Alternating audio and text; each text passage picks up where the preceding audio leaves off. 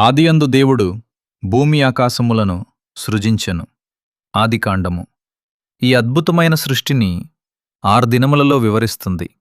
కానీ ఈ కాలక్రమము ఆధునిక విజ్ఞాన శాస్త్రం యొక్క కాలపట్టికతో విభేదిస్తుందా? అస్సలు కాదు. వాటి అద్భుతమైన సామరస్యాన్ని అన్వేషిద్దాం. బైబిల్లో చెప్పబడిన దినాలు అనే పదానికి హీబ్రూ భాషలో యోమ్ అనే మాట వాడారు.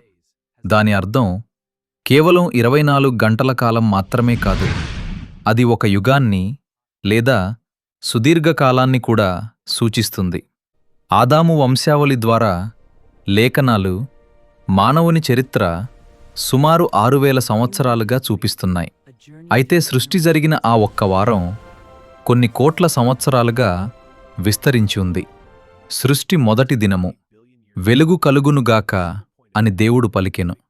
శాస్త్రం ప్రకారం విశ్వం 13.8 బిలియన్ల 1380 కోట్ల సంవత్సరాల క్రితం ఒక్కసారిగా వెలుగు ఉద్భవించడంతో బిగ్ బ్యాంగ్ ప్రారంభమైంది.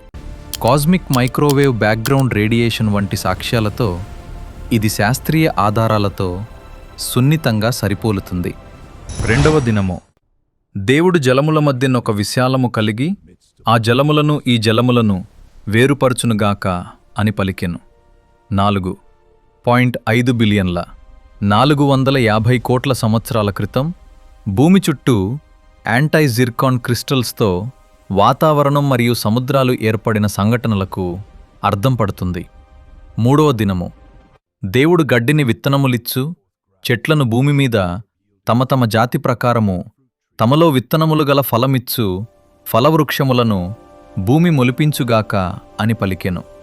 భూమి నీటిపై నుండి పొడిగా కనిపించి మొక్కలు మొలిచాయి. 3.7 బిలియన్ల 370 కోట్ల సంవత్సరాల క్రితం ఖండాలు ఏర్పడి 3.2 బిలియన్ల 320 కోట్ల సంవత్సరాల మైక్రోఫాసిల్స్తో సూక్ష్మజీవులు ఉద్భవించినట్లు శాస్త్రం చెబుతోంది.